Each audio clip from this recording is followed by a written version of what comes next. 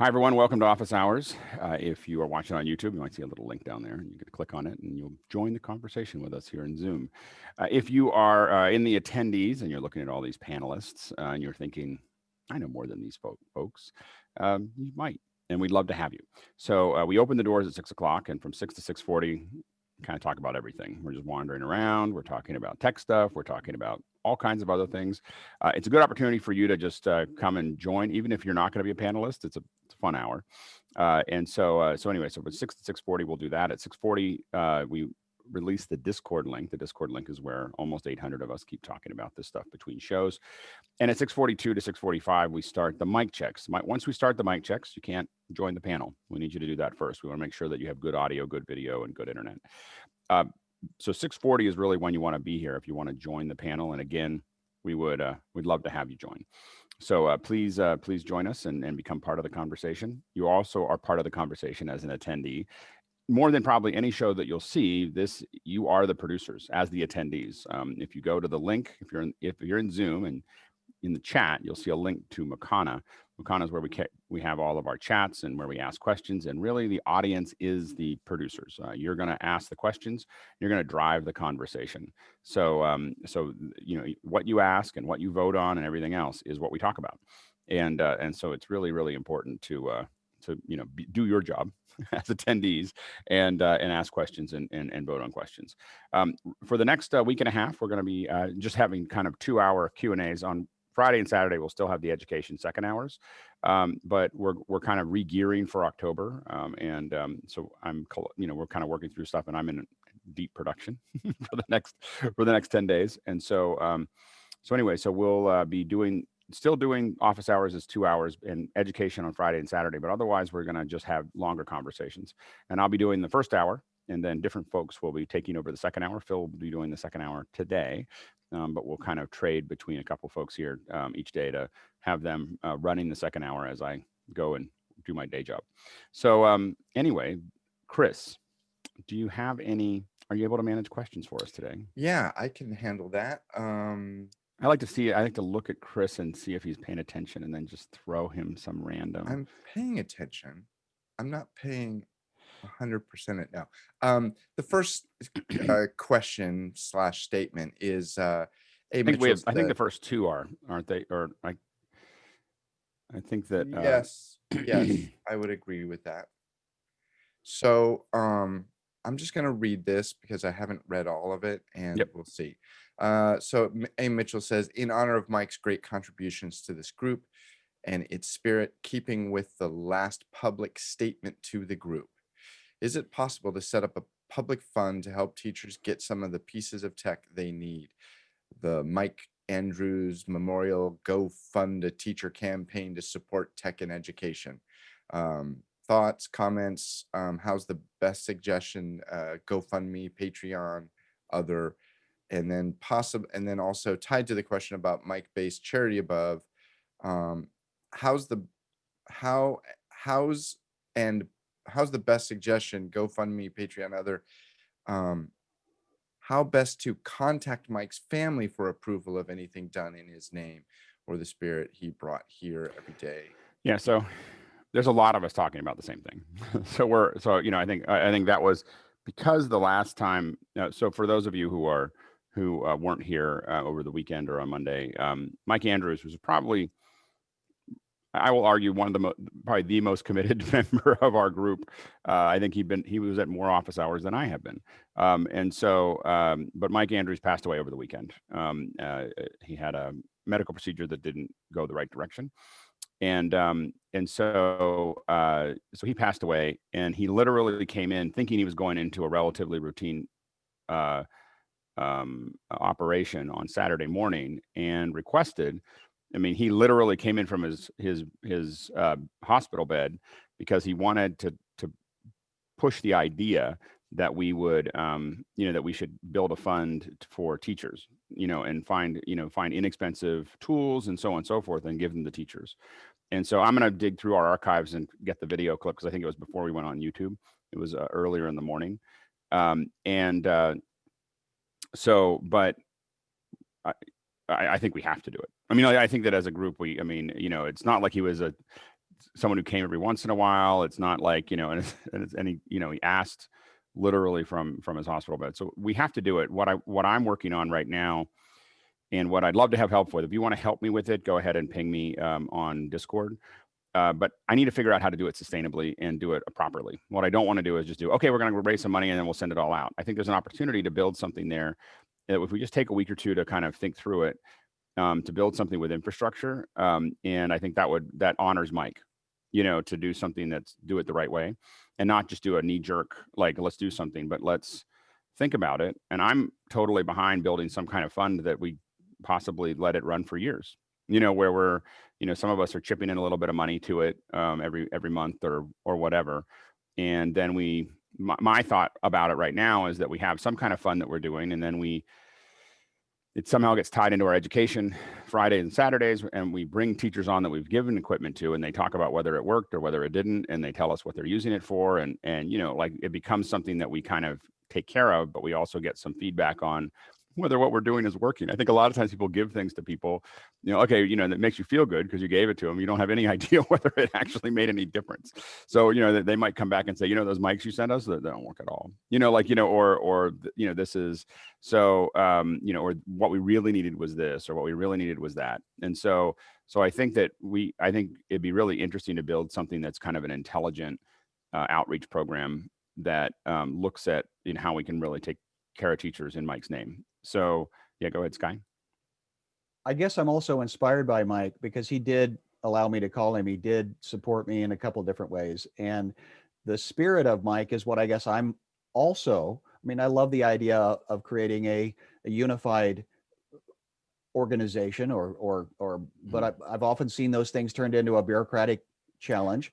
So I'm trying to do a both and in what is the spirit of Mike in the attitude of what can I do in what he showed me how to do. And so that's where I'm again affirming.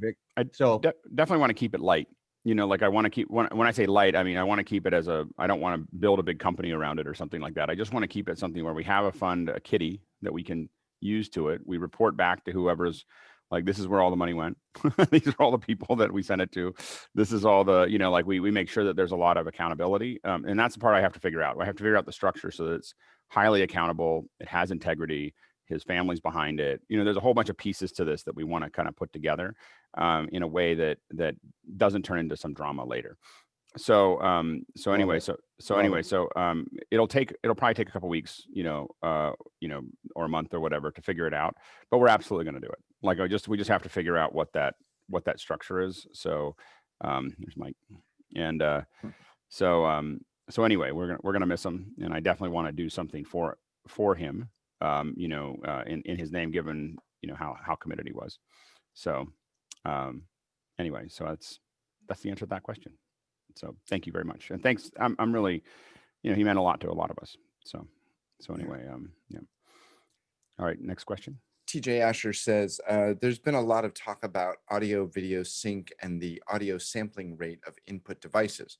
I noticed my MixPre-3 II input frequency within the audio MIDI setup app on my Mac is 44.1. Should it be 44.1 or should it be 48 kilohertz for video conferencing like Zoom? Go ahead, Courtney. Yeah, I had this problem, and that's when I would always sound like Barry White coming in. I'd set the MixPre-3 would be normally set to 48 for its recording.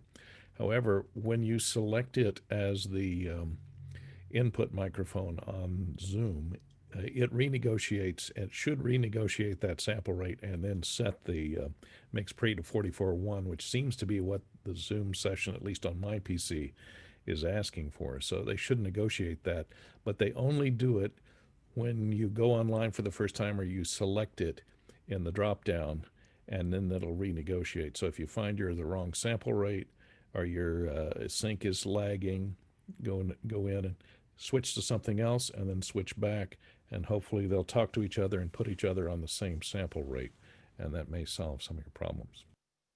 Good, Mickey? Yeah, I find that the web conferencing apps typically can work with both 44.1 and 48, just because those are the two most common sample rates that are used in the consumer market. But if you will be using your chain or your like any part of your audio chain for any video production work, then just stick with 48. But if it's just for web conferencing, either will do. Next, go ahead, Guy.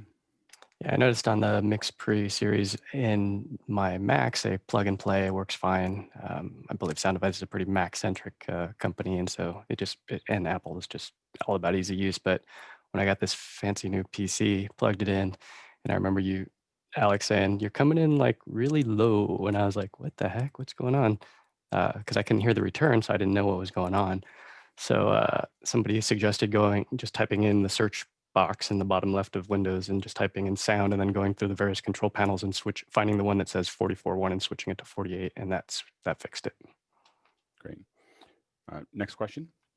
Michael Tucker from Brisbane, Australia says, I'm interested in buying a new iPad Air.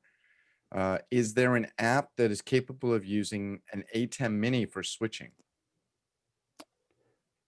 Yeah, Guy, you're using an ATEM. You're using a iPad to switch, right? Touch Director, depending on if you have an ATEM Mini Pro, I would get the Touch Director Mini because it's really easy to enter in stream keys. Otherwise, the Strata stuff is cheaper and easier to use. It's less cluttered, but if you're doing streaming, definitely get the Touch Director one, or at least download the demo and try it out for yourself, see which one you like better. And Touch Director actually has comms too. Is that working on iOS 14?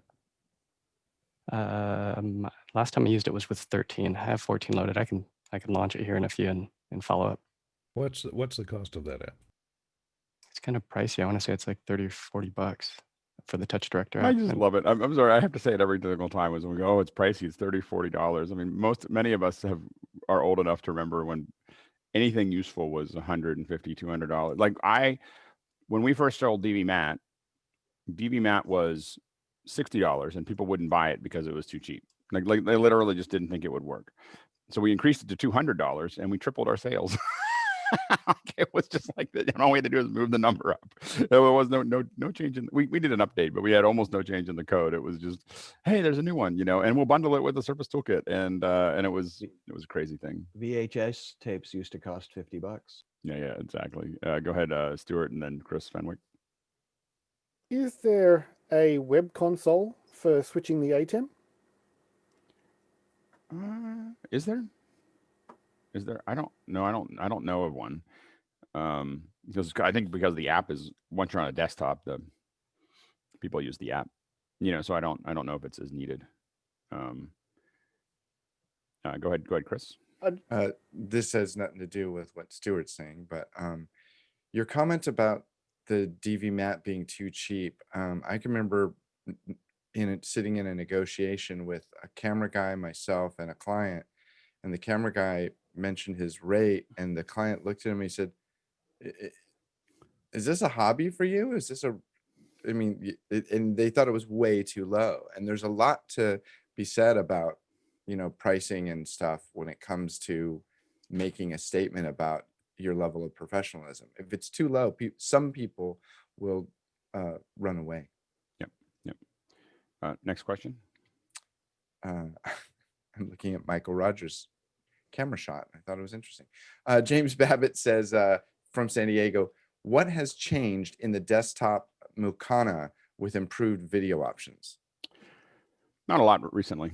We've been working on a lot of infrastructure issues. So, basically we've been, Chris has been working on back-end database stuff and some security features and so on and so forth within Mukana. So there's been a bunch of maintenance in how we manage Mukana in the back end that has been doing, but the desktop hasn't been tended to, but there will be some updates in the next couple of weeks. So that's all I got. Next question. Grant, by the way, says that you can use the companion for web control of an ATEM, which might be interesting. Brett Ramsey from Melbourne says, when moving over to screen share a keynote presentation on Zoom, what's the best way to make the transition clean? Should I start with a black screen so that when I hit screen share, I'm already in full screen? At the moment, I get my desktop when I switch across. the thing to remember is that now with the new Keynote, you can share to a window. That is the key to the operation. So that fixes this exactly what you're talking about right now, which is that, and you can't find it. It's not in the play button. There's not like any way to like shift click that I know of. You have to go up into the menu, and in the menu for Keynote, you'll see a, I can't, it's under play or whatever, but you'll see present to screen rather than, or present to window rather than, or play to window instead of full screen. So what that will do is open up a small window with your PowerPoint presentation, or not your PowerPoint, your Keynote presentation. So, so anyway, so that'll grab that window, and now you can jump to it. It is a lifesaver. We've used it many times now, you know, to for keynotes that need to be, you know, Chris has shown it to you here. So there it is, present, yeah, slide, play slideshow to window is what you're looking for. And unfortunately it doesn't have a keystroke, but anyway, it's fine. That really fixes a lot of the issues. I don't know whether Apple was already planning that or whether they were just very responsive, but in the current, it was like a huge issue for us all the time. Go ahead, Chris. Well, I was going to say for Brett here, I think that only helps if you have the ability to screen scrape that, because if you're going to go into a screen share. Oh no, if you do screen share, you share that screen and it'll just grab onto that window. So if you go into screen share. Oh, good point. Yes. Yeah, so you go into screen share and you say grab Keynote and you can select that window. And when you select that window, you're going to go right into it full screen, and it's awesome. It works great. Go ahead, Stuart. Okay, I'm going with the apply fashion logic. Everything goes with black, so always start with black. The other thing is, Brett, if that is to get graphics in for drag racing, you're doing it, not me. Anyway. We've had a lot of fun getting titles and graphics to come out from timing, and I'm thinking, yeah, I think he's found a way around the issue. The you know, for me, mostly what I'm using right now is Memo. You know, when I'm doing stuff like that, way I can just feed it into the window, and it's turned out to be a really useful way for me to. Memo Live has been what I've been using for most of those smaller. If I'm doing a Zoom only event, that's always in the pipeline at this point. A couple of things that I'm having, you know, like the video stuff is a little odd with Memo that and maybe other people have. I brought this up earlier, and I don't think we had enough Memo users, but I can't seem to figure out how to scrub videos or set in and out points on videos when I put them in. It seems like an odd limitation. I can put them in, you know, I can see them rolling, and when I click on them, they'll start at the beginning. But there's no endpoint. Like I can't move the endpoint, and I can't grab onto that video and just scrub it. You know, which just seems like an odd limitation. So that's my one little issue with it. But it's overall it works really well for, you know, jumping from slides to video to. You know, like I had last Saturday, I had we had a bunch of slides that needed to be produced. I have a countdown clock that I built in Motion, and I have all of that stuff. And then I had a series of songs to play underneath it. So I just had all that sitting there and just kind of pushing it all through and everything else. And it worked really well. The big thing with countdown clocks that what Chris is showing is, I mean, the thing, maybe we'll do a second hour at some point about countdown clocks, because I've built literally thousands of them. You know, so one of the things I do is I try to get the font from the client. Hey, send me your font, and I get the graphic, and I want them to give me their open graphic. And if they have a design team, I ask them to design it with the countdown clock in it. Like, how do you want it to look? And then you got to send me the font, and then you have to, because for me to, and then if they don't have a design department, I'm like, just send me some raw elements and I'll build it. For a lot of the stuff we did, you know, I just built them. You know, really quickly from what they're doing, and they're, you know, it really sets up the show is to have, and we see a lot of people putting ones that are just, I have a countdown clock I rendered and I just put it over top, but man, when you build it all in and it's all part of it, it's a much better experience. Victor and then Hasmukh. Yeah, Keynote was updated last night, and it now allows you to play YouTube and Vimeo videos right within Keynote. Nice new feature. And Scribble. Oh, okay. And Scribble. And Scribble. Go ahead, Hasmukh. When you say you build it, Alex, what do you build it in? What tools do you use for that? for when I For say the I work, countdown clock. For the I use countdown clock. I build all my countdown clocks in Motion. So that's all I use for them. It's super easy, and I still owe a 3D countdown clock tutorial in 1 minute to Victor. I might just make it 2 minutes, and then I can just record it because it's really easy. You know, we don't have So a it's- lot of questions this morning. I think you could probably do it right now. Okay, should I do it right now? I'll just show you. I can. Yeah, here Okay, hold on. I got some stuff sitting around here. We'll just do Sitting it. at the feet of the master, we soak in the knowledge of the world. Let's see here. This is what happens when you guys don't ask enough questions. Is I just start doing tutorials. And we'll just I'll show Courtney- you. You'll be like, Courtney oh my needs to do an God. Courtney has to intro. Yeah. Yes, Yeah, Archer don't intro. say that. We're going to end up with no questions at all. All right. Did we intro it, Courtney? Ladies and gentlemen, presenting Alex Lindsay and the demo of Countdown Clocks in Motion. So that's great.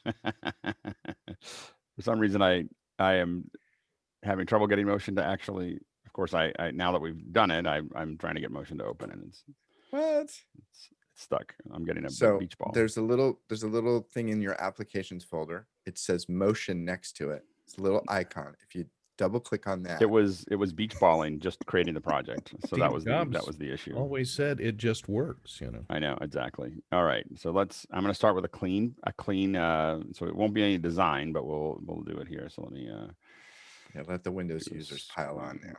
Yeah, exactly. Gonna You be the guys radio someone version. else will have to figure out how to do this in Windows. I only know how to do it in Motion. So, anyway, so I have my screen here. And what I'm going to do is I am going to add an object, go into generators, go into text generators. Interesting. When you show that window, we don't see the pull down menus. Oh, that's You fascinating. shared a window and not your screen. Okay, hold on. We'll stop share. I know where those menus should be, and they weren't there. Just hold on a second then. I just feel like this is going to be huge if I do screen share. it'll look Okay. fine. All right. May not play smooth. Hold on.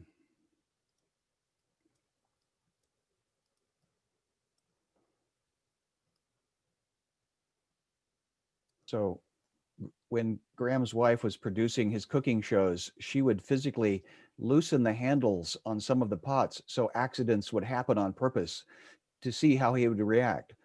So I'm kind of feeling the tension in the moment. Is it going to break? Is it going to work? That's kind of mean. It's kind of entertainment. All right. So you see it now, right? Yes, sir. Oh, and then if I add objects, you see that? Yep. All right. So now we will go to text generators and we will go to time code. So there's our time code. And of course it started it because I hit play. So we'll move this back here. So the main thing here is I don't like to grab onto these and drag them. I tend to be a little bit procedural about that. So I will go into the text generator and the format, and I will increase the size here. One thing about this is, let me just grab a, let me see here. I need to do this just so you can see what's going on here. I'm going to make this fill color blue. I just need something back there so that you can make that into a group. Pull that. This will make sense in a second. There we go. All right. The reason I did that was so that you have a background plate. Just imagine the blue as a background plate. And the reason that this is important is because first of all, I wanted to show you that there's black in this time code, and that's not going to work, right? So you can go into your generator and you set your background color, you set your opacity to 0. So that'll get rid of that. Of course, you can make this any format that you want. So this is Libra Franklin, but we could let's go digital. You just decide what format you, here we go. That's kind of let's see. Anyway, so you have lots of options. If you read Alex's font menu, you may be able to tell what his recent clients have been. Yes, there's a lot of fonts in here. So anyway, so we'll I like, gotta be kidding me. Hold on. My mouse just died. Hold on. This is just not a, this is like the immediate undemo demo. Just give me a second here. And of course I had a wired, oh, there it is. I always have a backup of a wired mouse. I just have to. The arms reach test. What do Where's you Courtney? have It's time within for the arm's halftime reach? show. I'm tied in. Hold on. Chris, did you undo the handles on his pot? No, but I am having a flashback to the day I asked Stephen Bays to show something that he wasn't prepared for. This is a good example of just how much you do need to prepare to do a demo. Well, what's funny is that, yeah, if I'm doing a demo and I'm going to do it, almost never works. almost super never well. works. Yeah, because you're not really set up for it. So usually and if what my doesn't work isn't the demo itself. It's all the prep stuff, like your mouse going bad for the first time in what, 2 years? yeah, exactly. So, all right. Okay. So you now see it again. I got to, all right. So here it is. We'll have matter. Let's say, make it, there we go. That's nice.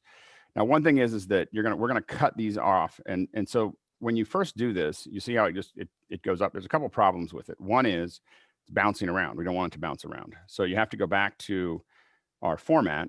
And the first thing we do is say monospace. So we don't want it to be there. Now, that's too far apart. We'll pull that back in. So that's just changing the tracking.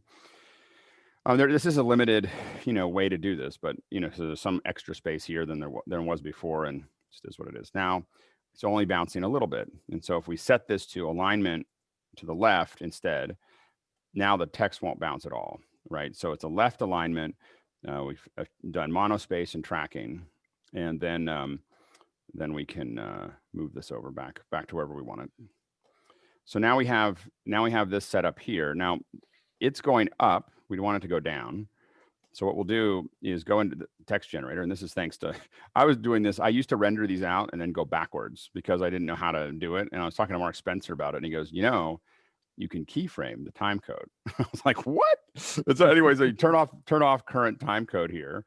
And you set this to whatever, let's just say, 5 minutes or whatever you want, right? And we'll set this to, oops, not that. We'll set this, instead of project, we'll just set this to, let's just say 29.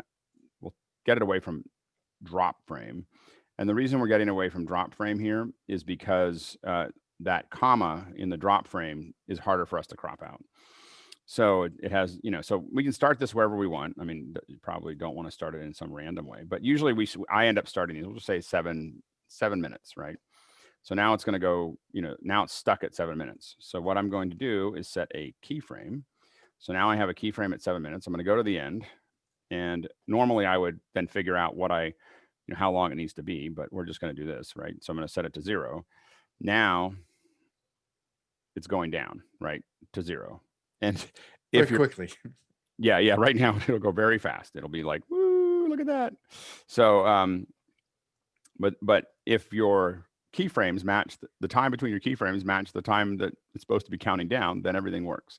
Right now I'm doing like 3 seconds in that period of time. Doesn't matter. So you just set that keyframe at the end, and you have the keyframe at the beginning. So now you have your countdown clock, and the only thing you have left to do is a crop. So I don't crop my time code. I crop the group, and I just put a rectangular selection around it like this. You just want to cut a little bit inside of those, and so now you have that.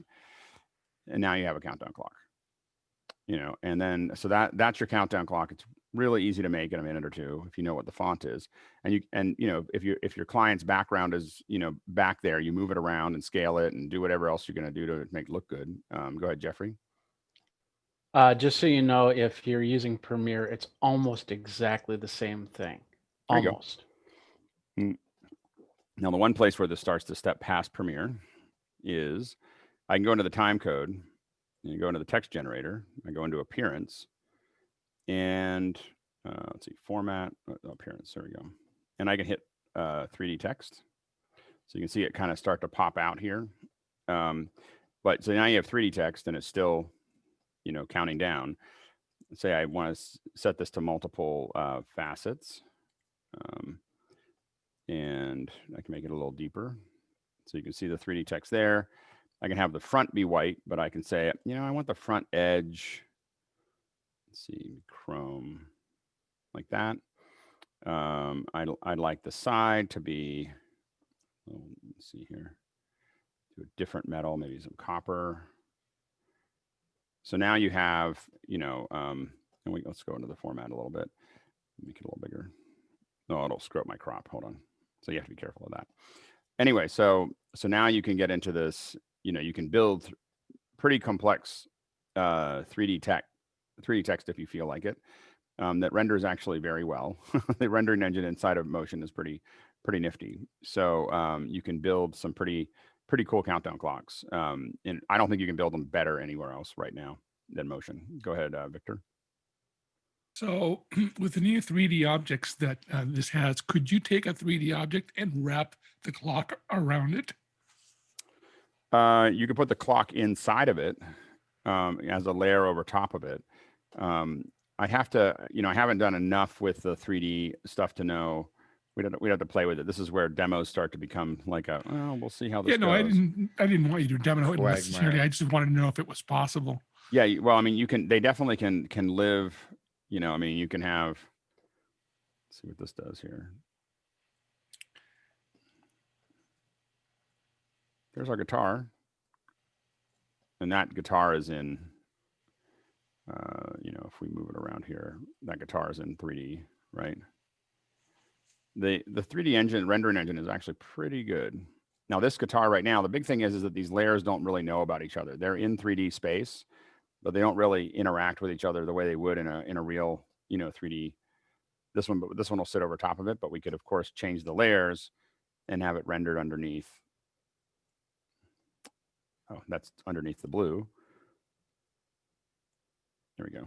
So you could have, you know, just a layer order determined Z-axis then. Yep. And well, you can move them in Z-axis as well. I mean, there's a bunch of places that you can do it, but they're not going to cast shadows or reflections on each other. I mean, that's the big thing. So you can definitely move them into other 3D space and move it around. I think I was showing, I don't know if I kept it. Yeah, I was starting to play with bringing in, you know, Smithsonian models and dropping them into Motion. That worked pretty well. I posted a test of that on Discord. Go ahead, Sky, and then Hosmo. And then to export this as a graphic element to put in the bottom right hand of a live show, can you put in an alpha channel, or are you just going to sure can it with it? No, Okay. Absolutely. You just don't, if I don't have a background here, it's gonna, if I look at my I can, you know, it's the alpha is there. So let's see if I can, for some reason I'm having a brain. Let's see here. There's the alpha channel for what I'm generating right now. So we call that a senior moment, but yeah, exactly. You don't get to say that. So anyway, yeah, so that's the you can definitely export this as an Apple ProRes 4x4 or the one place, or ping sequence. The one place that gets a little funky is the TGA sequence that you want to do for the ATEM. If you don't get the ping sequence, the TGAs are coming out of Motion. You have to use compressor, and compressor does compressed TGAs instead of uncompressed TGAs, and so it becomes a little bit of a thing. But you can definitely, Apple ProRes, it'll do it perfectly. Go ahead, Hosmo. So follow-up question, once you've done that, it's not connected to your computer clock. You run it 7 minutes before your time. In fact, what we do is this helps us sync the whole team. So for instance, the YouTube low latency, we'll check YouTube. You'll hear us at the beginning of it, before a show, a couple hours before, you'll hear some, you know, typically Kevin Hansen will just yell out, nominal latency is 9 seconds or 11 seconds or 12 seconds, whatever that is. What that means is he ran the countdown clock in YouTube, and we're watching our play out right against the stream. And he's telling us what the nominal offset is of YouTube to the playback, because it's different every single day. So every day YouTube is a little different. And so we'll go, okay, it's 11 seconds or whatever. Now, what that means to us is that when we start our show, when we start the countdown clock, we start it offsetting that so that the countdown clock is actually set to go live atomic time at the top of the hour. So the count, and what it does is by putting that countdown clock in, the audience, the guests, everything else are all aligned to a time that is offset so that it starts right at the top of the hour. And right as it starts, you'll hear, spot on, which means that we hit it within a second, or you'll hear +8, +2, -2, whatever. There's always us paying attention to how far off we are in the atomic time from when someone says, "Hi, I'm," to start it. And there's not really any good, solidly good reason to do it other than It's fun. Aim small, hit small. so you want to always be looking at trying to increase you don't want to destabilize events by worrying about too many little details, but the more you keep everybody focused on little details, the better the show generally occurs. And what's funny is clients notice it. They notice that you're paying attention to very, very, very small details of what you're doing. The other thing is that countdown clocks are really great when you're doing Zooms because you have a person on the remote that you don't have comms to. We have comms to most of our folks. We can just count them in, but it makes it much easier because if I have a countdown clock in one of the windows as the host, I know that I just start talking when it goes to 0. I don't have to cue the person on the other end because they see a countdown clock. Then when the countdown clock gets to 0, we rehearse it a couple times. It's going to get to 0, and you're going to wait for a beat and then start talking. The reason we have them wait for a beat is so that we can trim the YouTube file. You don't want them to talk over the countdown clock because then we're stuck with whatever they talked over. So you want, and usually what we do is we try to cut away. We tell them to wait for a beat, but then we also cut away half a second early to try to beat them to the punch. So if they're nervous, they don't jump, step on our clock, so we can cut it out later. Alex, a couple of questions and/or suggestions. Yeah. Sorry, you probably couldn't see me in your screen share. I'm going to go ahead and stop. Why did you not choose hours, minutes, and seconds instead of including frames? And when you switch to 2997 non-drop, you're now at a clock time correct time, so your countdown clock will be off by 0.1%. So yeah, we do make that adjustment to it when we're doing. I can't remember. It's like a frame every. I think it's a frame every 50 seconds or something like that we're off. So we're 1%. Yeah. Yeah. So it's I think 40 every 44. I can't do math at this hour. We actually, and when we're figuring it out, where it stops is actually I've got a couple seconds of 0, and we set it up because you're doing keyframes. I know that as I said, I think that I calculated against 50 seconds a frame. The problem is that with the comma in there, it does this thing where it appears and disappears, but it doesn't. But that comma only appears if you're showing frames. Can you choose from the drop down? No, it's empty time code. Can you just choose hours, minutes, and seconds? No, you can't. That's the problem. You have to crop them out. Huh? Yeah, when you. And if you set to 30, there is no 30 non-drop would be better. It's 29.97. Yeah. I. And that'll be real time. I should probably do 30. I calculate the frame offset and then just do it that way. But I do.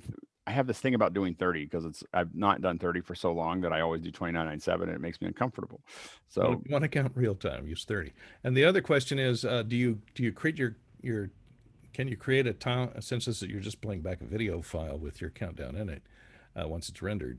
Can you put markers in at cardinal points like 1 minute, 2 minutes, and then just create a 10-minute or create a clock that's a lot longer than you would need with the markers, so that you can just have that one file and choose a marker where to start at. Well, the other thing that we do is we with the countdown clock specifically, we with our countdown clock, we started oftentimes really early. So we start a 10-minute countdown clock. We're not necessarily live or even showing it. We worry at some point about starting it so that it's running, and then we cut to it when we're ready to cut to it. So we're not as far as points of playback. Just a lot of our playback systems don't do that very well. One thing we've been known for doing is in Playback Pro, we used to have really good opportunities to slow it down and speed it up. It had a little slider, so we could speed things up or slow things down as needed if we were running over.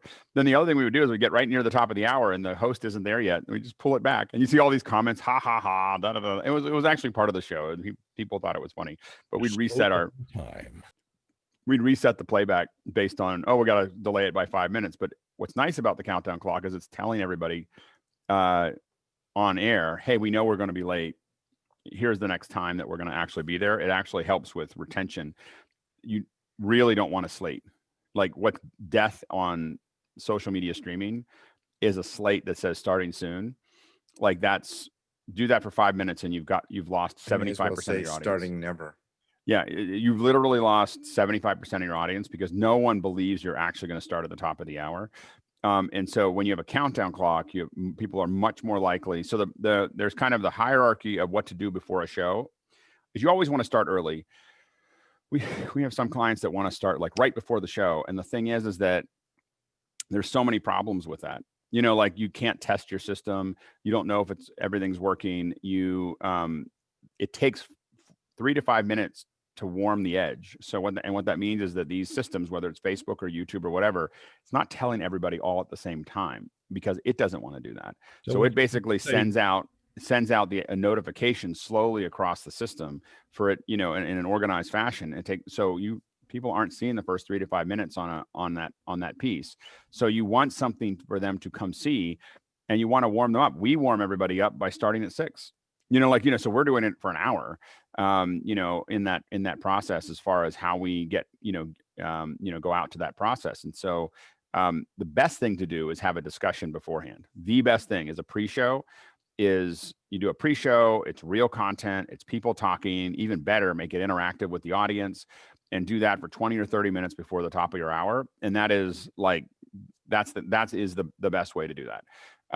The second best way is to have a bunch of video content that you're going to put up there that's interesting. For like the State of the Union that Obama would do, they would do like an hour and a half, like all the videos they made the year before. They just play them for an hour and a half. And so then they have, 300,000 people watching, right at the very top of the State of the Union. And so the next step down from that is a countdown clock.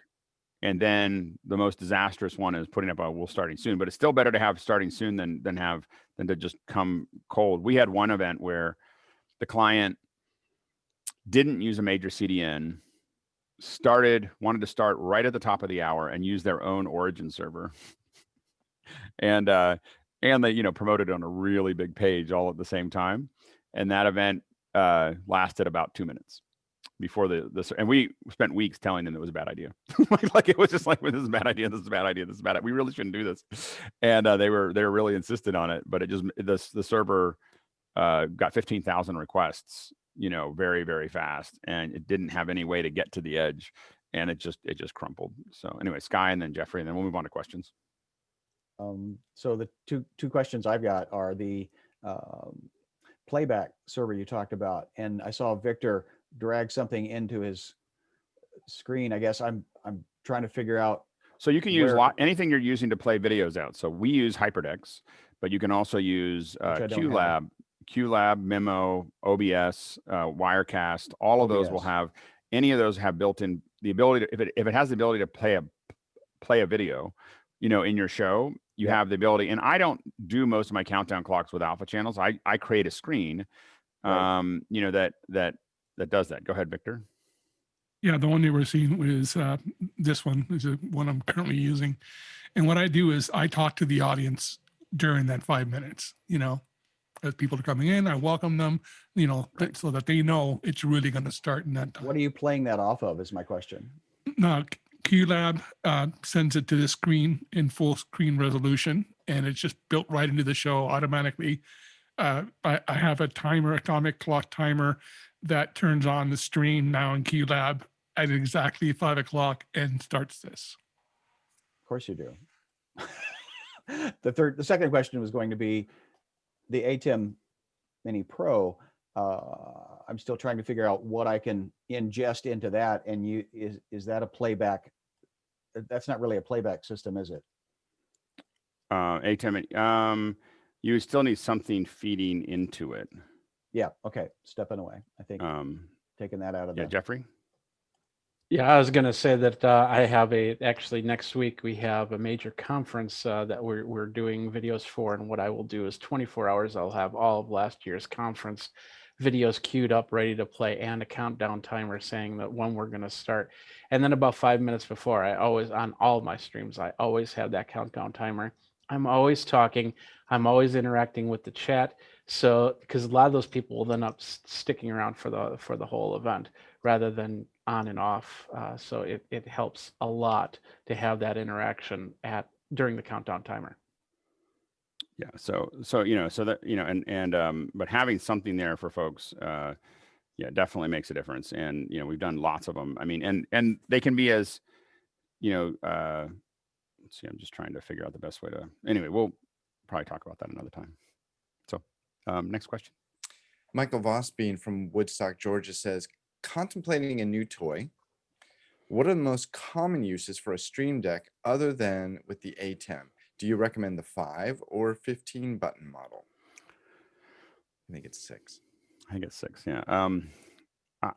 You can use it for anything you want to automate, anything you want to hit. That it could be it's anything that has a keystroke. You use it for. I have a little one, this little 6 one. So this is the 6. Sometimes known as the 5 button.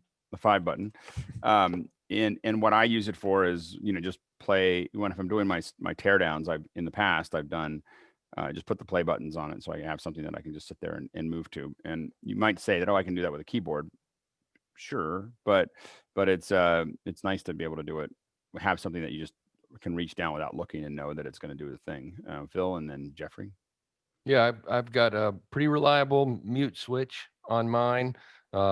Physical interfaces for lights and power switches and things like that are really useful. So it's not mentally for me, it's just stuff that's not in the computer. It's like powering up my ATEM or hitting my key light over here and making sure those are on, and also dimming them and all of that stuff. Yeah. Jeffrey? I've got 2 running right now. One is my 32 and one is my 15. My 15's over by my drum set, which will then cue the ATEM Mini to do what's called, I call a carousel, using a program called Companion, which allows me to run the macros on the ATEM Mini, and then it'll just switch between cameras every 8 seconds. I also want to show you my this is my 32 model.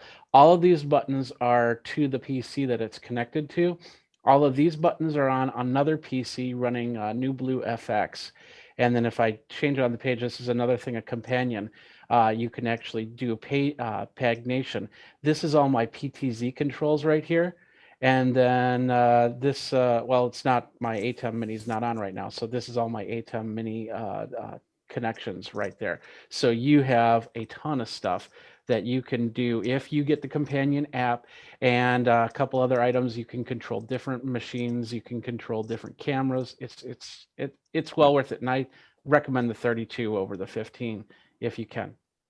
It's great. Yeah, go ahead, Hosma. So that Jeffrey works with the Stream Deck, is that right? The companion? Yes. Right. Next question. A. Mitchell's once again comes up and says, might it also be possible to produce a best of reel of mic quotes? It could be helpful for some things soon. Volunteers. Yeah, let's take a look at it. Go ahead, Victor. I think a member is already working on something like that. I received a ping yesterday. Okay. So one of our female members actually. So well, we'll definitely play it. So so yeah, let's put that together. It's be great. Jeff Francis says, does the ATEM Media Pool on the Television Studio Pro 4K support short video clips or just stills? What is the max duration, and does it include sound? There is a on all the ones other than the minis, I think, have some, and I don't know how many frames. I think you have to go up and look at it. I think it's 720 frames or 360 frames or something like that. It's measured in frames. It's not very long. It's really built. The video in the media pools are really designed for sweepers, where it's going to sweep across, and you can load an audio clip with it. So you can put an audio clip and it'll play it out with it. So that if you want something that's done and go by and do a transition, but that's all it's built for. If you want to do anything longer than that, it's not really the right Yeah, so not a 1 or 2 minute introduction video. No, you definitely Okay. need something external for They that. call them stingers, I think. Yeah. Stingers, sweepers. Yep. Next question. Paul says, is there a good web directory of global and local streaming events that has daily updates? No. No. Then we would have known that Tesla was doing their streaming thing yesterday. Did anyone watch it? Yeah, I watched it. Highlights. Just battery information, and they and the way they conducted it was as a drive-in movie with people honking their horns to clap. Yeah. I thought that was interesting. The Murray pattern. It showed kind of all the things about LED walls that we don't like. Low pitch LED screen behind them, but yeah, low outside you kind of have to, and it was rough. Yeah, go ahead, Jeffrey. It'd be nice, but there's some of these companies that do their decide to do their streams like 48 hours before they end up doing it. So being able to organize that would be almost a nightmare. They knew they were doing this 3 months ago. Yeah. I don't think that they did that one 48 hours ahead. Do you know where it was broadcast from? Somewhere very sunny. So, yeah, I think it was either Hawthorne or Fremont, I think. Yeah. I think that what I will say is I liked the conversational style. I mean, I work on a lot of keynotes, and there's a lot of teleprompters and pre-written things, and that has its place. But I like the fact that it just felt like they were talking about it, up there, and they had some notes and everything else, but they were kind of just talking about what they were excited about. I thought that was I like that part of the programming a lot. I thought the graphics were really interesting as far as how the technology works and everything else. The execution, everything else needed some work. But the core, that's the interesting thing, is the core content actually worked. That's usually the problem. You can put something together that's really pretty, and then the core content isn't workable. I don't think that the execution was very good, but the core content of the people and the graphics was actually really interesting, and it could have been a better watch if they had executed the rest of it more effectively. Paul? And by the way, while Paul's getting his audio on, is finding his audio on a button in his Stream Deck, to fix most of the problems that they had, all they had to do was move the screen up 9 feet.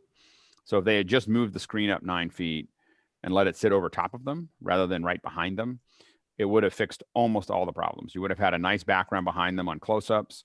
On wides, they wouldn't have been in front of it. You could have, you would have had very few Murray issues. And everybody would have seen it in the background. They were cutting to the graphics almost all the time anyway, and so it wasn't like they had to rebuild the entire way that they were doing this. They just had to get away from this crazy idea of putting LED walls. Unless you're going to do 1.5 to 1.7 millimeter, 20 feet behind you, you should not be using LEDs, live. I mean, that's fundamentally the problem. Go ahead, Paul. Oh, okay. Since my question got a goose egg, I'll put up a possible good source for streaming events. It's called cceglobal.org, and they mostly are oriented towards startup events, but it's a pretty good tech events that's updated daily. Can you put up this? Can you screen share this, Mickey, if I put it in the chat here? Well, we'll keep moving, but put it in. Yeah. Go ahead and put it in Discord. I'll put it in there if anybody wants to click on it. It's not bad. Yeah, excellent. Okay, thanks. Yep. Next question. Kyle Hammond says, what is the workaround for sizing the iPad output to HDMI so it fits 16:9 on my ATEM Mini? Go ahead, Considering, There's only a few apps that actually will do the full screen. So let me check the Photos app real quick. Yeah, so the Photos app does it. If you go to just a regular web page, here's the problem is those pillar boxes. And this answers Jeff Francis's question too. I was just looking it up on a web page. It's 90 frames for Frame Store. But anyways, you see those two bars on the side. You can't get rid of those on a web page. For playout, I was just noticing in LumaFusion. Yeah, Keynote will do it as well. And then in LumaFusion in the right, I know you can't see this right now because it's so tiny, but I'm going to press it. It's a little button here that now takes the output full screen. And now I can play videos through LumaFusion in full screen in 16:9. So that answers Sky's question too. If you need something to play back, an iPad, throw the clips inside, and now you have a playback in full screen. That's cool. And you can do that again with Motion, not Motion, with Keynote. You know, because Keynote will play it out, but LumaFusion might be easier to randomly access stuff. But if you're cutting away from it, and you get video, you get level meters, and there's lots of other things that you get, and the ability to throw text on it. Well, I guess Keynote, you can throw text on it real quick. I think that there's an iPad app that does play out. I think I saw it go by. I might even bought it. I can't remember. Got so many apps, you don't even know what you got anymore. Yeah. I was like, I think that there's one that is designed to play out or something. No, it's like, I can't remember. Anyway, go ahead, Jeffrey, and then Chris. Couldn't you also put it in the picture-in-picture and then blow it up? Which you could. It's just that it'll just start looking zoomed, and you'll have a hard time figuring out what you're looking at. Chris? I have a vague memory in the last couple of weeks of a discussion that one of the dongles would force, and it was literally a matter of this one or that one, would force the output to change to full 16:9. Am I imagining something? Going nuts? I don't know of that. I think you could be. I think even Apple, I switched over to one of these generic ones because it has Ethernet on it. For the new iPad, you can do USB-C, and then the hub that I have now has HDMI and Ethernet and USB-C, which is kind of cool. But maybe I'm missing something. Maybe the original Apple one. No, it doesn't. I remember it still had the bars. But what you're saying is that some apps will present themselves as a 16:9 output through the HDMI output. Correct. Whereas the device itself is still 4:3. Yeah. Weird. So maybe Kyle can in the chat say what he specifically wants to use it for, and maybe we can figure it out. Yeah. All right. Next question. Next question is from, once again, Paul. He says, there are a ton of buttons to push on the ATEM Mini Pro. Could we get a demo from an ATEM power user of what a lot of these buttons do? It's kind of a lot of question. I think the easiest thing though, we can do a demo, but there's a lot of videos. Start with the big ones and work. There's an awful lot of videos. There's an awful lot of videos on YouTube about what all the buttons do. Go ahead, Bill. Well, it's a little bit like channel strips. We've been talking about channel strips on mixers, and sometimes you get like a 64 channel board and you think, oh my God, there's so many controls, but it's really a set of controls duplicated for all the channels. So if you understand that reality, and on the ATEM Mini, there's a lot of buttons above one that only deal with one. And then there's another set that do exactly the same thing for two. So it's not like every button has a unique feature. So sometimes learning the arrangement groupings simplifies things. That was helpful. Next question. Okay. Jonas did tell from, I don't know how to pronounce the name of your city, Jonas. With the new Azure Communication SDK, would you use that for bringing in people remotely? It's also compatible with Teams. Silence. No one's used it. So I think that's I don't know if anybody has any strong opinion about it. I think the problem that we have is we've looked at Teams. I have two issues. One is unless you're in a company that has Teams, no one uses it. So every time if I send something, if I'm doing a show and I ask for someone to use anything other than Zoom, there's going to be a huge learning curve, that I have to deal with of them having to learn how to use it for both them and I. Like I know how to tell them what to do remotely, of go down to your lower left corner and do this thing and make this thing work and everything else. And so I know how to do that really quickly. They know how to do most of those things on their own. They at least have an account. So Zoom is winning a lot of these things just because of the ubiquity of it at this point, and it's still, I think, more seamless. So I actually probably interact with Teams the least of all the things. And I guess for whatever reason, the companies that I work with are using BlueJeans and WebEx and Zoom. I'm Trying to think of what other ones I get pulled into, but those are the ones that I see probably the most often. Are those sometimes? What is that? Chime. It's horrible. And go ahead, Guy. I was just gonna kind of derailing this, get your thoughts. So this was gonna be a separate question, but what do you guys think of this whole Teams Together thing where they're using green screen and throwing everybody into the same coffee shop? Or absolutely horrible. I was in a Teams meeting this morning and I clicked to that for a few seconds and immediately clicked away. Oh, it's so bad. There's just this obsession with trying to make it look we want to do this skeuomorphism all the time of like we're trying to hang on to this past that was never really that good in the first place. I mean, it was like it's just, but it's some kind of like wanting warm comfort of the past that isn't coming back. Jeff? And even in their standard gallery view, they're constantly panning and scanning. So they're dropping everybody's frame down to almost a 9:16, and they're panning and scanning. So as people are turning in their office, things are shifting. It's just a miserable experience. You go to the standard gallery 16:9, the resolution was atrocious in that case. Yeah, go ahead, Sky. Well, Guy, can you put that gallery of the Teams spotlight me? again? Yeah, there. And I will can pull that up. Make Let me play it again. Here it goes. When you had like the 6 humans up there, you want me to pause it? If you can. Tell me when. I think the issue is also that whatever. Well, my point was the CEO or the head of Teams actually was in that picture. So yeah, I don't see him in there.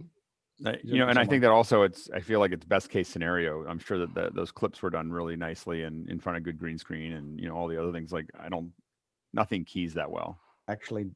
Oh no, okay. They just turned it on. They need to just composite us all individually in our own homes with pajama pants on. Yeah, exactly. What determines the z-axis when you have the borderless window? Can you put your hand over the person's face next to you? Or, no. Stuart? I'm just still wondering if, actually, I'll come back to my point in a second, but just wondering who's wearing pants. But there's a meme doing the rounds at the moment, I don't know if anyone's seen, actually with changing the dynamic of how we deal with interfacing to each other, asking if the Brady Bunch opening was an original Zoom call. Yeah, exactly. Yeah, that quite possible. All right, I'm going to work. I'm leaving a little early. Phil's going to keep going and take you to the second hour. And thank you all. I'm going to be doing this for the next 10 days or so. But I didn't want to. I've been missing too many, and I miss all of you when I'm not here for at least a little bit of time. So anyway, I will. I'll see you all tomorrow morning. All right, bye guys. Take care. We miss you too, Alex. Take care.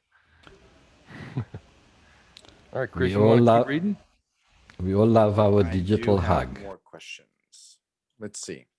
James Babbitt says the Zoom international dial-in numbers for India are not on the list from Zoom. Instead of phone numbers, the list says fee-based toll. Any information about this? Baiju or Vipul, do you guys know about India dial-in numbers? Yeah, Vipul. I actually asked Mickey just now to put me to attendee, but I quickly answer this question. Unfortunately, our toll-free system is not very robust, so Zoom never lists any of India's toll-free numbers, and it's a system problem. So when I need to actually attend any Zoom call which doesn't have any India toll-free number, I use my VoIP service and dial American number, and that's free actually in most of the VoIP systems. So that's how usually we connect to Zoom calls. But because our toll-free system is not as robust as Zoom would want it to be, we don't have toll-free numbers. Hence the popularity of WeChat, right? Stephen? It's expensive for the person providing the toll-free. It's some of the most expensive on the planet. Vipul, did you have something else that you were going to throw in there? No, I was just requesting Mickey to push me to attendee. Thank you. Thanks, Vipul. Yeah. Bill? Oh, I'm sorry. Thought you were raising your hand. I was waving okay. goodbye to Vipul. We're waving goodbye. Goodbye. All right, next question. Peter says, did someone on the panel try the Playout B software that Aaron Parecki showed on his stream last Sunday? Playout B. Anybody have any knowledge of Playout B? Mac or PC? Do we know? Aaron's digging deep, apparently. Yeah. Maybe Peter can check it out and give us all a review. Aaron's giving us an exhaustive compendium of a piece of software that nobody's using. Right. Okay. I'll move on. Jeff Francis We're gonna pass. says, Yeah, we're gonna pass. Go ahead. Is it possible to trim the heads and tails of a YouTube live stream without creating a second video? I bet you Jeffrey can answer that. Yeah, Jeffrey, go.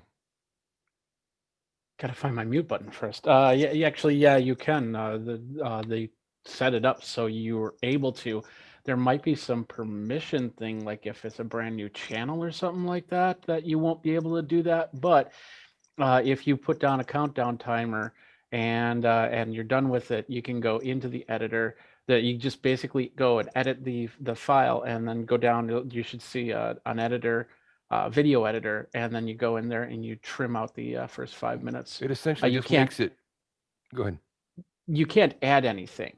You Right. can't. You can trim. You can blur things out. Like for instance, if all of a sudden somebody walked past me with no clothes on, then I could have blurred that whole thing out after the fact. And you can. There's one other thing. Oh yeah, you can do the annotations and stuff, or whatever they're calling it now. But that's pretty much it. Right. I mean, I'll need to look in because I did the trim. But when I went to save it, the only option I had was to save as a new video. So it was a second video. There are some factors that the video will not trim. One is if it's been viewed way too many times, and another is if there are some specific reasons why. So I'd have to see the video to figure out why that would be. Yeah, Bill. There are some software solutions out there that work with what are called growing files. So if you're doing an ingest of anything into your NLE, I know Softron makes one called Video Recorder that you can not only record live as things are happening, but also access those files in your NLE. In this case, they do it in Final Cut, and then edit on the piece. And as the event continues, it adds to the end. So if you want to do some research on that, look up growing file editing on the web, and you should be able to find some solutions. I'm sure there's some for PCs as well. Got it. Okay. Next question. Trevor Walker from Roseman, California says, what camera do you recommend for streaming and recording meetings and virtual town halls? I use two Sony a6600Ss and a ZV-1 into an ATEM Mini Pro. The Blackmagic Pocket Cinema 4K has come up, but it lacks continuous autofocus, and I'm not able to watch the camera 100% of the time. Sony A7C and the A7S II have caught my eye as well. Looks like Trevor's looked at all of them. Yeah, I've got. Go ahead, Stuart. Well, yeah. If you need constant autofocus, don't use a DSLR or mirrorless. The lenses are not really designed for fast, constant autofocus.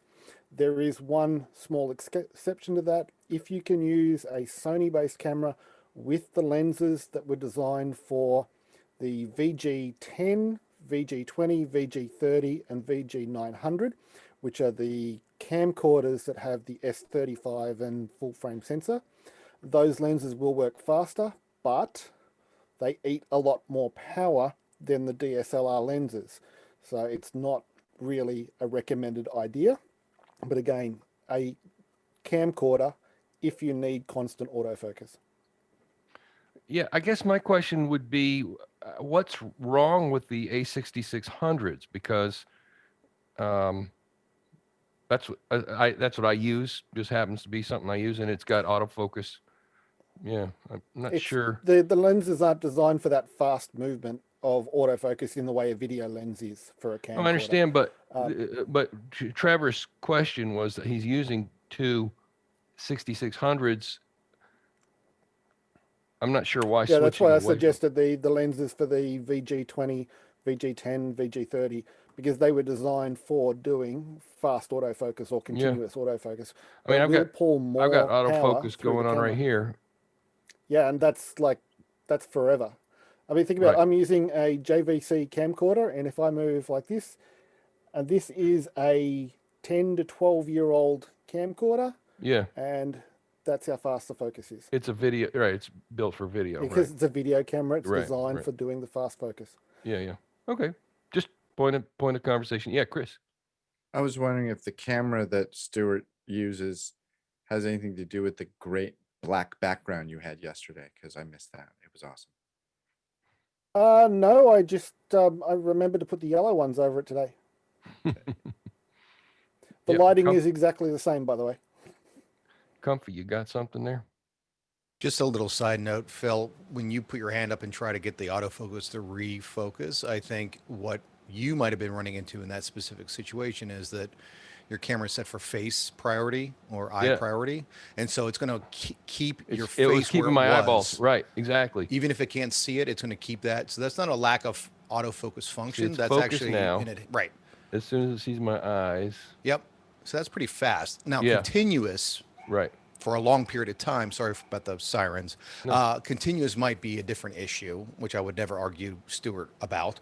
Right. But, you know, as far as what you just experienced, that's actually a high level function. It's not a bug, it's a feature. Right. Paul.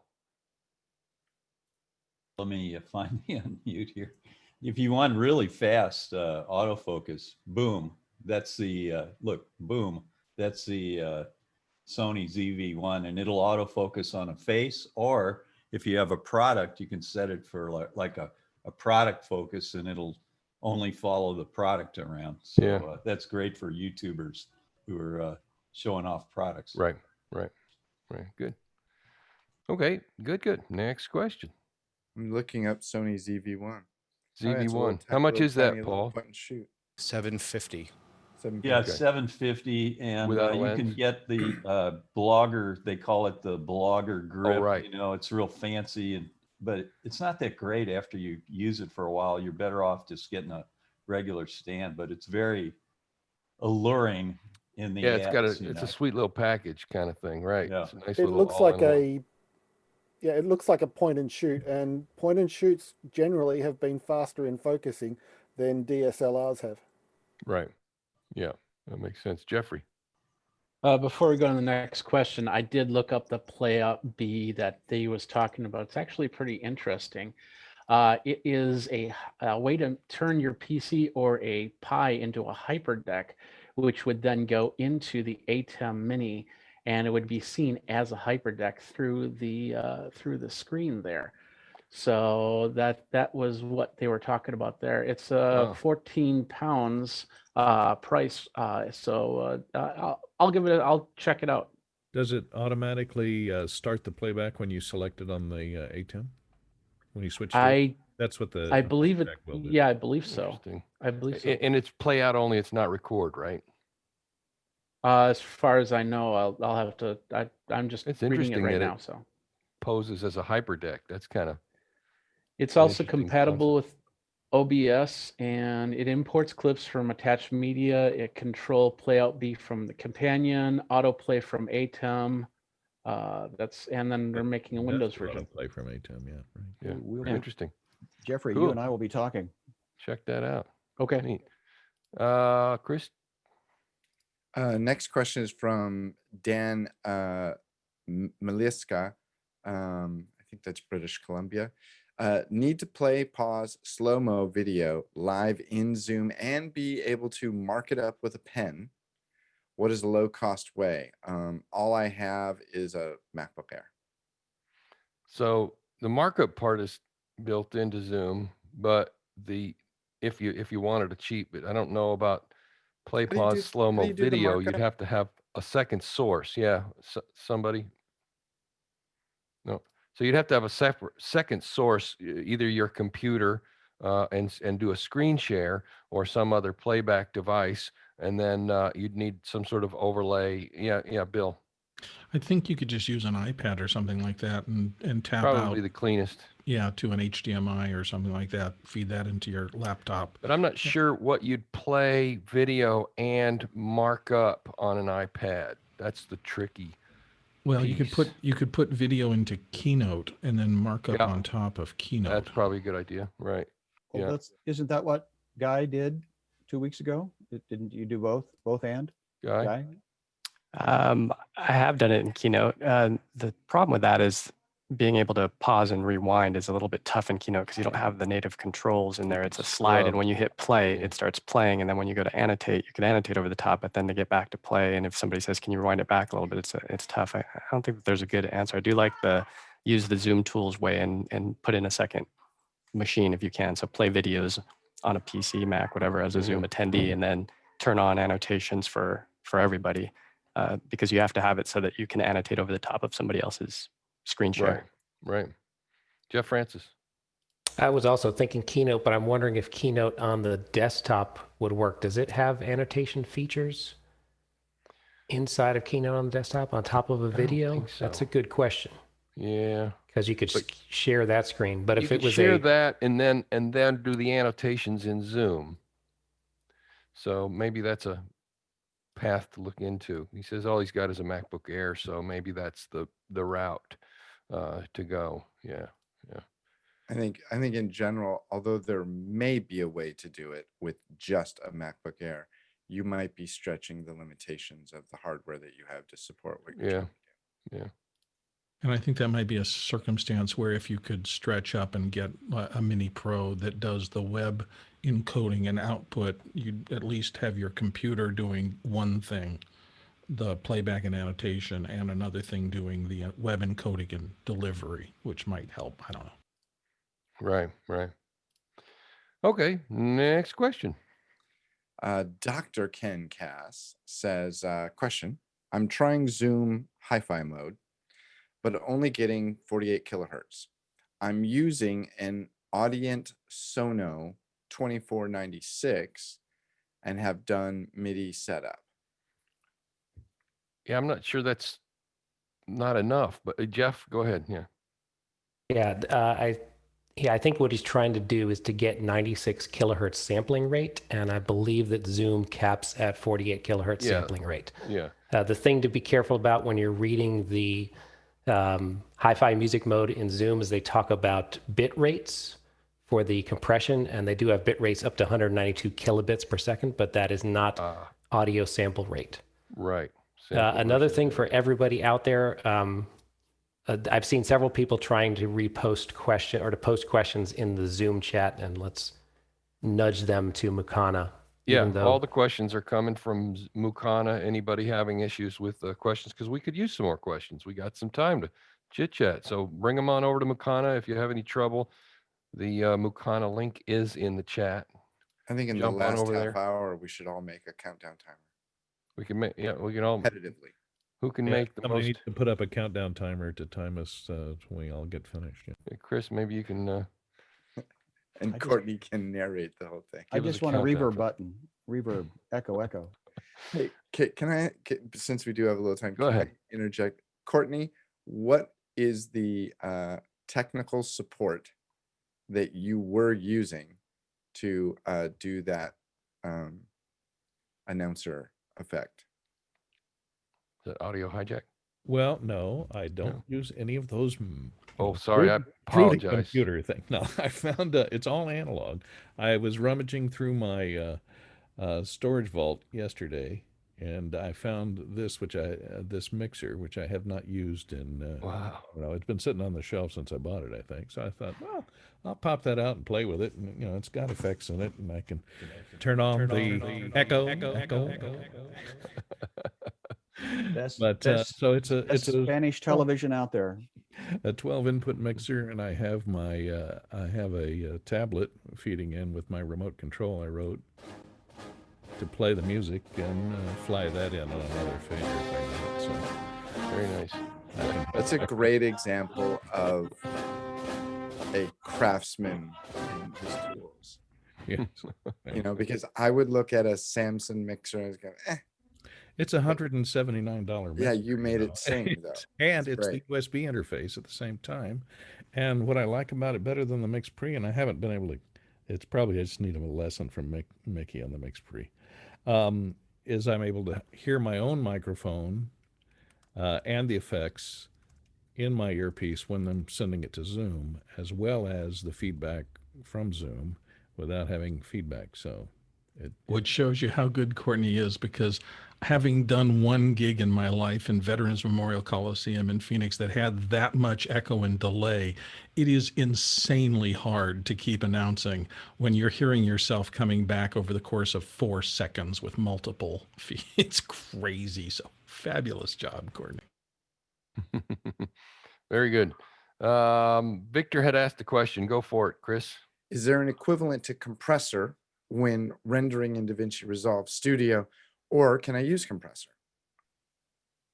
I'll jump on that. Yeah, Sky, go. Resolve is actually the Swiss Army knife, and we used it in a post facility in Burbank as the go-to because it's the that little rocket ship, the fourth little tab on the bottom, that is your output, and it will output. It'll stack up things. You can Resolve is a very robust compressing system, and I got a thumbs up from Stuart down there. So option A. Yeah, I would have given the same answer, and the same answer for Edius. It's built in. Nice. Great. Okay. Moving on. One last question, it looks like here. And it's from our own Brian Anderson. He says, Alex, while demoing Motion earlier, the timecode generator had an HMS option. I saw that too. Does it generate seconds with 2 or 3 decimal places? Note, ignore this. Oh, then he says, so you looked into it? Oh, that was a waste of time. Sorry, I can't read answer. It's fine. 8 Waste hour of time minutes code. seconds. Maybe the note needs to be above the question if they're Well, going to do a note. That was what I was asking him, if it had a HMS version so it didn't have frames, so he wouldn't have to deal with the comma problem. But Famously in high school, one of the teachers wanted to teach us a lesson, so he gave us a huge pop quiz with like 30, a set of 30 instructions. And the first thing he said was, we are timing this, so how fast do you get it done? Then he said, but you need to read all the instructions before you begin. And so you read through all the instructions, and the last instruction was disregard everything above your finished turning your work. How many people read A it? lot, maybe 2 people out of a class of 30 put down their pencils and were done. Everybody else slogged through, forgot the questions and tried to start answering them to get ahead of things. Jeff. Similar kind of thing at a bookstore. There was a stack of job applications and a cup full of green pens. And the very top of the job application said, number 1, do not fill out the job application in the store. Number 2, do not use a green pen. So anybody with a green pen, they knew they could just throw it away because this person doesn't know how to follow instructions. Sky. I'll jump in on HMS. I'm feeling pretty cocky because I finally figured out that was hours, minutes, and seconds. I thought it was His Majesty's Service. Yes, thank you. I went there, and then the other signage anecdote was elephant. How do you spell it? And then, of course, the punchline is IT. There you go. Yeah, Brian. I'm sorry. Well, move my mic. As a Canadian, it could have been Her Majesty's Service, but yeah, that Courtney's point that did relate to my question yesterday. That's all I was trying to do is generate hours, minutes, and seconds time code, and then I thought I saw that in the drop down in Motion, but I don't have Motion. So if someone could tell me that, I might be spending money. It's $49. You can I know, and I'm in education, so I get the bundle. Right. So it's what, 20? It's a lot of bang for the buck for sure. Yeah. Yeah, Chris. I was going to say, was I the only person who was triggered by even though Alex hit the monospace button, which I didn't know Motion had. I think that's very cool. The little bit of a bouncing drove me nuts. And I wonder if you actually used a real monospace font. Yeah. Yeah, you can't have that in a countdown. That's those kind of tells are bad deals. But I know there's a way to fix that. I've never used the monospace feature in Motion. I've only used actual monospace fonts, and that's So key have when you done it with a monospace font and not had any bouncing about? Oh yeah, it's dead on. It's dead on. I mean, I can That's how I do understand it. if you're trying to brand something and use the corporate, font, Yeah. Salesforce bold or whatever they want to call it. I tell you, one of the toughest things I do week in and week out, because I work with a lot of professional designers who design graphics. And so these are artists, and they really care about things like interstitial spacing and kerning and leading and tucking, kerning pairs and things like that. So when you're doing that work in video and you have this rough raster and you're trying to get as close as you can to their vision without messing it up too much, it requires a lot of back and forth and confession. Like I try to get this as close as I could to what you had in your brain. And I can tell that there are certain designers who just are always disappointed that they can't get as close to what they were really trying to do because they are so precise. And then the other ones who go, okay, yeah, I'm working in video now, I have to let it go. So those are two different skills, even though you think they might be the same. Yeah. It's that stuff's important to everybody. Just only some of us are admitting to it, but we all notice it, when people don't pay attention to it, for sure. Well, the thing is, when you work with a really good designer, you get to the point where you look at their page after you have dummied it up and they said, well, could we at least fix these things? And you go in and you work harder and you do it. And at the end, you look at the two pages side by side and theirs is better. Yeah. And sometimes it's just almost emotional. It's like a good sculptor getting the hands Can't put your just finger right. on it, but Yeah. it feels better. It definitely, does. absolutely. Those are big moments for sure. Yeah. All right. We need some more questions, or We got a few more. Okay, good. Go for it. Mike Burns. Isn't Mike Burns Homer Simpson's boss? Is Mr. Burns? Anyway, what's a good physical toggle switch to make your mic live in Zoom? The mute, unmute switch in the bottom left-hand corner. This is a good thing to talk about while Alex is not here. Yeah, because he doesn't like anything. Because but he the Zoom absolutely does not like physical toggle switches, and he will berate you for not wanting to click the little button in the left hand. But I agree, and I'm a big proponent. And I'm telling you, if you do it halfway, you're going to mess it up and get joked about, and people are going to ride you hard for not unmuting fast enough. But if you do it right, so the Stream Deck, what? Yeah, the Stream Deck for me. We can argue about whether this is a physical button or not, but I've got this one on my left hand because it's a nice little compact, and it's always right down here in the bottom left-hand corner. I'll hit it. Boom, boom. It works every time. But the key to making this work is not using the mute inside the Stream Deck software, but using a macro thing. I use Keyboard Maestro, because what it does is this sends the trigger to Keyboard Maestro, and then Keyboard Maestro can attach the Zoom mute without bringing Zoom to the foreground or background. Right. The trick is making sure it's happening every single time. So if I've got a web page open over here, I can hit the mute and it doesn't misfire. So that's an important key. Anyway, other ideas. Yeah, Jeffrey. Yeah, I've actually sent messages to Stream Deck on this, because a Wirecast actually has this really cool thing in Stream Deck where they're completely bypassing hotkeys. If you want to do a switch in Wirecast, you can actually you map the button, and that way, if you're on a web page or you're outside of the Zoom app, it will always, or in this case, Wirecast app, it would always go back to that Wirecast app. It wouldn't try to do it in any other window. So I'm hoping that they can do that for Zoom, because that would make this button even better by just basically having that functionality in Stream Deck and other hotkey systems like X keys or something like that. Right. Bill. For me, the big difference, because I have a physical mute button down here that I use for everything I do other than office hours. And I like having this because my finger's on it all the time. And I know that when I'm muted, I'm muted. in Zoom, it doesn't work. And it's because I'm under a system where somebody else needs to see whether I'm muted or not.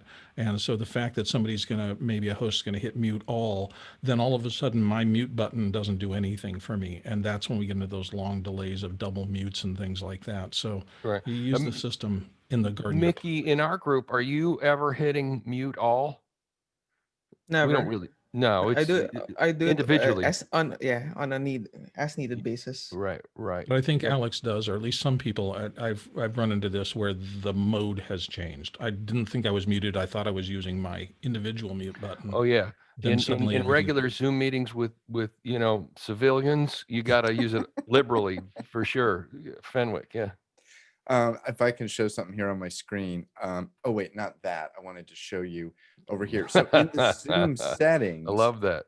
In the Zoom settings, there is a little check down here under keyboard shortcuts, right?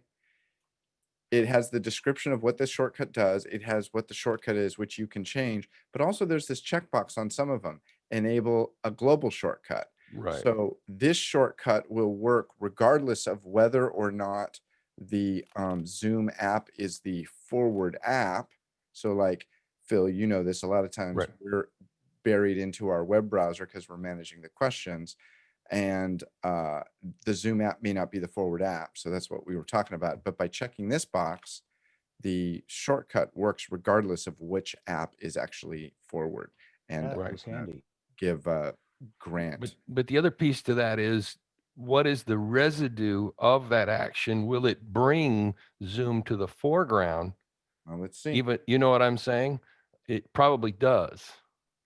It does not. So my current app is Mimo Live. I am talking to you. I press the button on my stream. I'm still looking at Mimo Live. And it stayed in the background. Yeah. Yes, sir. Chris, are you back there? I still can't hear you. Yeah, Chris, unmute. Chris, yeah, would you like to unmute, please? Come on. I'm leaving. This group used to be fun. What was that? I still can't hear you. Chris, he did mute for me. I see your lips moving. That maybe all right. Mickey is hearing. Did anybody else have any other ideas for physical mute switches, or did we hit that one? Oh, okay. All right. Chris? Okay. I was reading. You can't hear me, so why would you even ask me to talk? I don't know. Hasmuk says the FS7, Lilliput FS7. I'm sorry, I read FS7, I think of the Sony camera, but I guess there's a Lilliput as a monitor. Why did I buy it? He says, I purchased for multi-view for my ATEM. I used a larger computer before. What else does this unit add to my workflow? Yeah, Jeffrey. Now read that question correctly. He said, Lilliput FS7, why did I butt it? I know. I know. No, it's not. I'm sorry. Anyway, the whole point. Well, the FS7, you can do it for just more than just your ATEM. So you can use it as an extra monitor on your Mac or PC or whatever you run. I use Lilliputs on my cameras every now and then. If the screen either is when I had the DSLRs, I didn't have the rotatable screen, so I'd use that for so I could see what was going on. So that would be another option.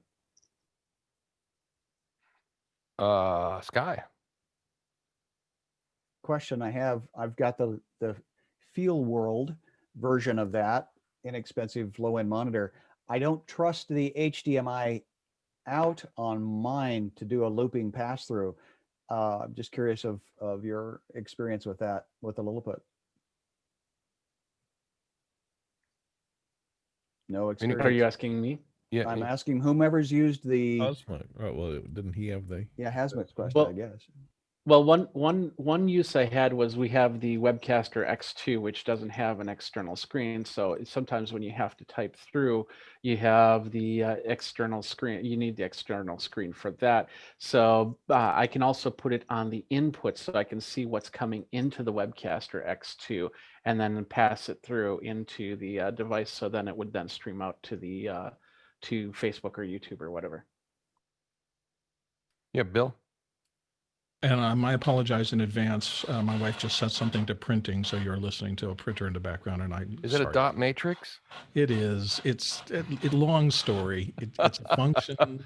He's doing a check run for 1987. That's Yeah. it. Something coming in over the wires? Yeah. Well, actually, I did work with teletypes in my first radio job, and I get triggered by the bells of an AP machines to this day. Right, exactly. Yeah, you got to pull the news. Anyway, what I wanted to say, and I'll do it quickly, and I'll do it really close to the microphone so you don't have to listen to the printer in the background. The Lilliput has another advantage, which is that it'll do teleprompter flipping inside of there. So I'm using a small Lilliput as my prompter monitor here. So that's built in, and it also has HDMI in and out, so you can loop through. The Field World also can do flipping, and it has a histogram. It's quite robust for a nominal cost. It's kind of scary. And Hosmuk, if you don't want it, I'll send you my address. You can just send it, ship it out. Get it out of your hair. You don't need that kind of stuff laying around. Yeah. Hosmuk, go ahead. Yeah, no, I'm struggling with my Sony Z6 as my main key talent camera in the cooking classes. Okay. I'm not quite happy with the... My wife's here to apologize for making all that noise. That's okay. Yeah. How about just buy your wife a nice laser printer that's quiet? That would be nice. Okay. Laser printer, long story. Okay. Sorry, Yeah. Hosmuk, Bill, go I ahead. can recommend an IBM 3800. They're only 5 meters long. That's right. All right, let Hosmuk speak. Yeah, so I'm never satisfied with the white balance and the actual look of the video in my image quality. And I think Sky mentioned there's a histogram in the Lilliput. So is there a way I can do quality control of the image through a monitor like Lilliput, or is that something, am I misreading the value of this device? It's a $200 monitor. I don't think just it has a add- lookup table. And the other thing you might find, if it's not an IPS display, its color is going to shift depending upon where you are, because some of those cheaper Lilliput monitors don't have an IPS screen in them, so they change color depending upon what angle you're at. So outside of buying a Blackmagic camera that I can manage through my ATEM, what's the next best option for as a key talent camera? To solve what? To solve the coloring issue? Yeah, so instead of just depending on my eye for the color setting and the quality of the image, Right.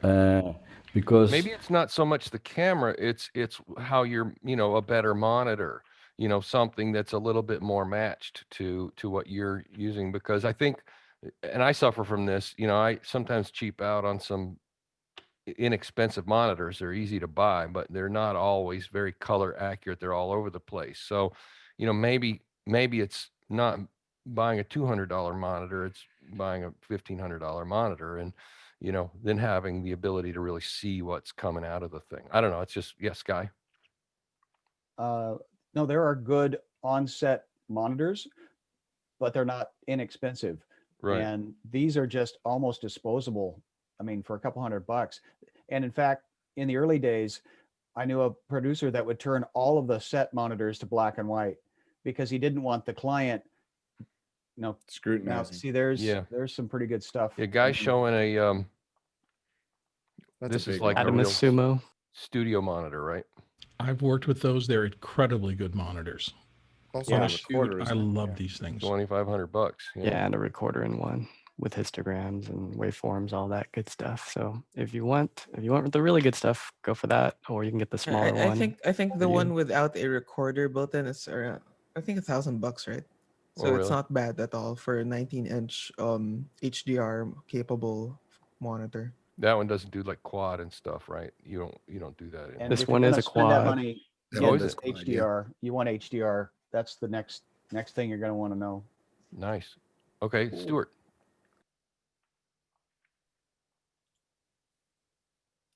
Yeah, muted. Good story.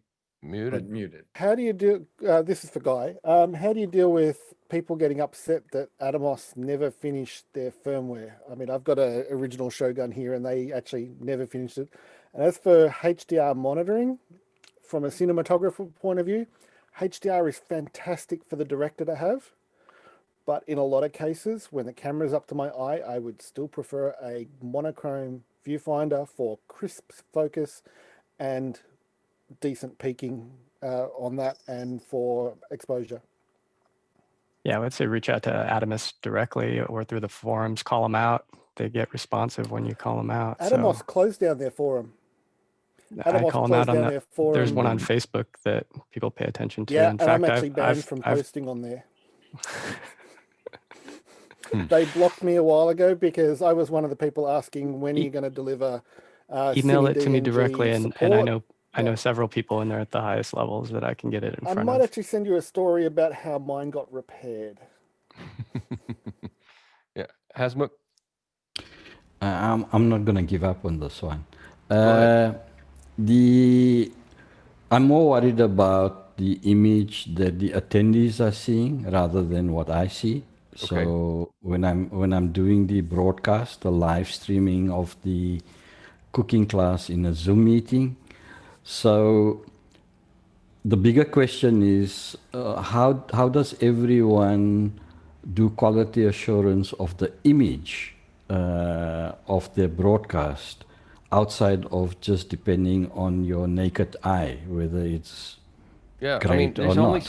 so much you're going to be able to do, because if your viewers are watching it on an iPhone or an iPad or on a crappy $150 monitor, you know, you can have the best gear in the world and it's still going to look weird. But to the extent that you're wanting to pursue, that's very noble, that you're trying to get the best performance there. The only real way to do that, to see what others are seeing, is creating a Zoom meeting and looking at it on the other side, because Zoom does a whole lot of stuff to it in the transmission and the compression and everything else, that the only way to know is take that expensive monitor that you have and put it on the other end of a Zoom meeting and look at it that way. Sky, yeah. Well, just like we have the WLM meter here, Right. for audio, you need to understand your video scopes. And also, yes, every monitor is going to give you a different look. Every camera is going to give you a different look. And that's why there's a person in charge of shading the multiple cameras. And it's a live in-show experience. All of the cameras at a football game go into a shader in the back of the football truck, and they're constantly trying to tweak and modify because the sun comes over, the cameras are a different model, the lens is a different shape or for angle. So getting two horses to pull the same thing is not easy. Yeah. Bill? So to me, I think about this the same way I used to think about audio, in terms of, if I went into a really nice studio early in my career, you'd always see the big full range professional monitors up there, but on the bridge there'd always be a set of little Oratone cube speakers, and the purpose of them was to find out what it really sounded like for the people driving around in their cars with their AM radios. In this world of trying to judge color, the same thing of, what are the most people likely to be watching your content on? Once upon a time, it was broadcast television, but I'm not sure it is anymore. So now the managed color pipeline that Apple has put into iPhones, and I'm sure there's something similar on the other team side, those become almost more important to get right than a broadcast signal today. So I always monitor everything through my phone, and I would try to find somebody on an Android and have them look at it on their phone. And if it's right for those two uses, I think it's right for the rest of the world. I'm sorry, broadcasters, because I spent years trying to be careful with your stuff, but you're not the big game in town anymore. Yeah. Courtney, yeah. Yeah, I don't know if I caught the kind of camera you're using, but one thing you might make sure, if it is capable of outputting something other than standard Rec 709 color, is make sure it's not set to log C or something that's designed to go into a lookup table and be color corrected later. and make sure it's coming out Rec 709, which is the broadcast standard for color rendition on most cameras. Yeah, And guys, you're going to be guys holding up your Guy showing us something. your histogram there. Scopes. I mean, by Wave the way, around. Hosmic, you look Right. marvelous. You really look good. So I think we're splitting hairs at this point. Yeah, so this is through the ATEM Ninja Inferno, and I have you coming in through a Zoom room, and I have you pinned on my Zoom room, so I can check the scopes. And actually, I have another device that's a Blackmagic Extreme that'll send this out HDMI again. So I was thinking about offering that as a service maybe someday, where you could have this invited into your room, and it'll give you true scopes of your image in real time, just like the WLM meters. But the box is like $5,000 to be able to do it. So That's interesting. Yeah. Yeah. Cosmic, you feel like I'll you dog got food some that with direction you. there? Yeah. No, I think it's been a useful discussion for me. Thank you. Okay. Your shirt was making that red peak pipe pop. Guy, I'll dog food that with you. All right. This is how I use my video assist, by the way. Like that. Fancy. Here, leave that up. I'll read the next question from there. Peter Collins says, in Zoom, it went away. In Zoom, when you enable the setting to show in meeting the options, enable original sound, do you check any of the options like disable echo cancellation or use stereo audio for office hours? Yeah. Nice. Mickey, you want to tell us the recommended? Wait, sorry. I was having too much fun laughing at Fenwick. And wasn't like listening to the question. Let me reread it. In Zoom, when you enable the settings to show in meeting options, show in meeting the option and enable. Do you check any of the other options like disable echo cancellation? Are you disable echo cancellation. Ideally, when you're in meetings or any web conferencing platforms, ideally you'd be listening in through a pair of earphones or headphones, something that isn't blasted out open to the room for your own microphone to hear. And if you're doing that, then you can definitely disable echo cancellation, and that would let Zoom not have to think about listening for that return and ducking your audio to cancel the echo, ducking your own microphone to cancel the echo. So yeah, you can definitely turn that off. Again, only if you are listening on earphones or headphones. Use stereo audio if it's just a meeting, no need. But if like for me, I play out the end music track for the music track for office hours, then I turn on stereo audio so that it goes out to people in stereo and not just mono. Is that the Wilhelm scream at the beginning of the play out, Mickey? Good. Yeah, that's Victor's creativity there. Position. All right. Next question. Sky is scraping a question from somewhere else from Denise Lehat. Can you connect a smart whiteboard into Zoom? I'm looking for an option for a class which is taught from school with half the students in class and half the students joining via Zoom. I feel sorry for all you teachers and students who have to. Yeah, I think we've had this discussion with some of the education on Friday and Saturday. I thought there was an output, just a regular video output from the smart whiteboard that then you could screen share as another video device. Anyone want to check me on that? Guy's setting up for this right now. Yeah, Okay. so this is a touch screen that is a Zoom room, and I just hit whiteboard. I'm going to go ahead and close it. Is Denise asking about that or the specific product, the smart? Yeah, there is a product called a smart whiteboard Yeah. that a lot of schools have in it. The teacher draws, and then I think they can like save it or export it or print it or something like that. I think it's. The question is, does that device have any sort of output, whether it be HDMI, as Stuart would say, SDI, composite, anything? Sorry, Stuart. I believe some of them do. Courtney, do you have? Yeah. I don't have any additional input, but I did have a question. Does a smart whiteboard allow the panelists to actually draw on the whiteboard as in addition to the teacher. So can multiple people participate and add to a single whiteboard? That's I think in that case, you're actually writing on the smart whiteboard device. It's a physical hardware device that you're writing on in that particular case. Not It's an saying the same. expensive thing into a classroom that goes in front of the room, and as the teacher writes, as if he or she would be working on a blackboard, it can capture that, print it out, send it home, but it's a big device, a big expensive device for kind of upper end retrofitted classrooms. It's kind of a Wacom tablet kind of thing. Surface Pro used to do that. Yeah, but they're really big. They're the size of like a front of the classroom whiteboard in a lot of cases, so it could be 7 feet wide. 5-inch monitor. Yeah. Yeah. I might have another Jeffrey. way. Let me try one more Okay, thing. go ahead. There's a whiteboard. Let's see Oh, if I that's hook. not a smart whiteboard. Bad. Okay, try writing. Oh, you guys probably don't have the ability. See if you can annotate over that. Anybody? You annotate over it. Looks like. So this is a shared screen, shared document camera in the advanced settings.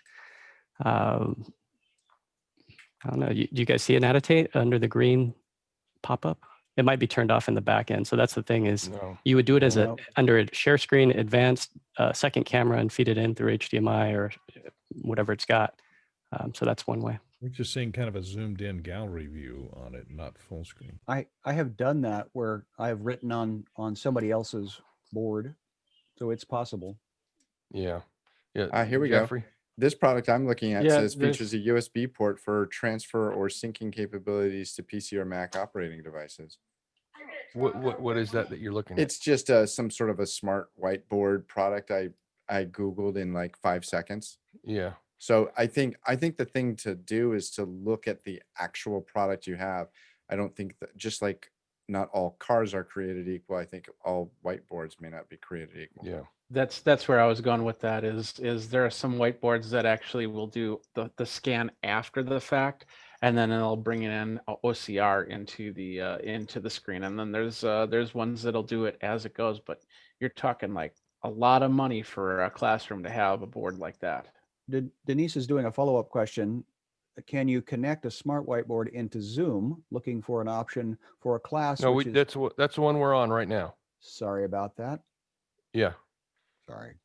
But Sorry. what is unless she's adding more information? No, I forgot Mukana pushes the questions over into the questions. Yeah. Chat section. My bad. Yeah. So I just tossed up an actual smart whiteboard. That's the kind of thing that the teachers have. So it's big, it's expensive, and it has these functions. Now, I don't know if it has a particular HDMI. I would expect that it probably has I/O like that built in, but these are a couple of grand or more a piece. Right. Yeah. So you might want to, if you didn't get enough information on that, Denise, maybe come back on Friday or Saturday. There's a whole bunch of folks, educators who are struggling with the same kind of thing. The whole hybrid classroom, Zoom / in person is a tricky one. We know when we feel your pain there. Okay. James Babbitt question. Fenwick, where'd you go? You're showing right here. Oh, I see. I'm sorry, I have to turn on my camera. Sky, enjoyed your show with Peter Himmelman and Graham Kerr. What did you use to switch the meeting and add the green frame and names? Sky, deconstruct your mastery. Sky. I capture all of it on Zoom, and my daughter also, sorry, the host of the show, Faith Schmidt, also was capturing on her system in a different layout. So we had two different concepts to play with. And then we do all the green in post. So she edits the whole thing in content down to a reasonable size. And then I glue all the stuff on top in Premiere. And we share Premiere files back and forth. Hello. Hello, Chris Fenwick. So my question so Sky, what you're saying is you recorded the event, which was a Zoom event, correct, on two separate machines. Is that correct? In one, you were basically pinning somebody, and the other you pinned somebody else, I'm assuming. Okay. So Mike, I've often thought that this was an interesting workflow potential. As a matter of fact, I put the show in the chat. Okay, so I was even kind of pitching the idea to Mr. Schwartz. I can't remember your first name. Sorry, I apologize. He's comes in from Miami on occasion, and we were talking about offering this as a service. Were you able to sync those well? Did they sync up properly? Well, I'll let you take a look. And again, Peter has I know I'm certain that the end product is good. You're a professional video editor after all. My question is how much work was it to get it in sync when you took those two separate files recorded on two separate machines? Did they remain in sync? Well, again, and that's where Jeffrey challenged us to understand the audio.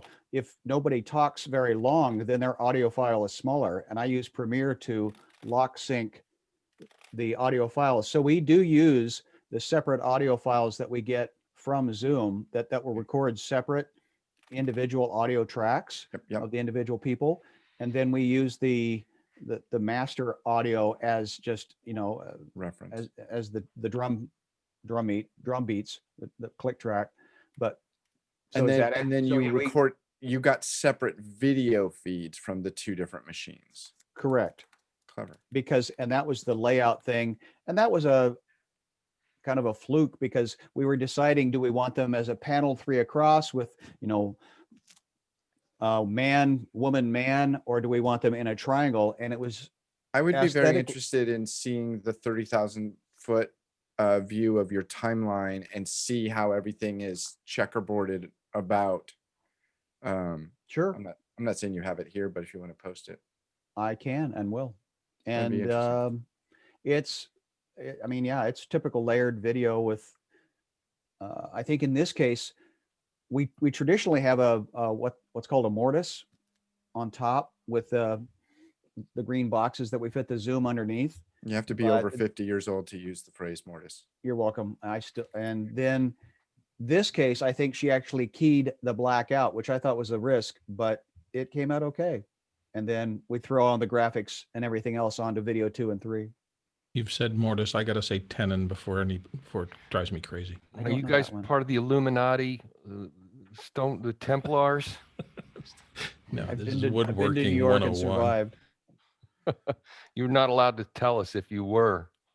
I think that's probably, you'd have to kill us.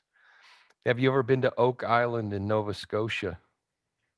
All I right, actually have. Still no answers. I love that show. That's like my favorite thing on TV these days. Cabot Trail. I have a Templar sword. Oh, you can't see it. It's on the wall back there. Mm-hmm. My great-grandfather was a Knight Templar. Mm-hmm. Wow. That probably means you are then too, when you're not allowed to tell us. That's it for the questions. All right. Thanks everybody. Hit it, Mickey. Let's foam this thing up. We're coming in hot. Thanks everybody. Stick around for the next show, and then the next show, and then the next show. There are going to be more really good discussions. So anyway, have a good afternoon, evening, good night, until tomorrow. Hasmuk, I'm reaching out to you.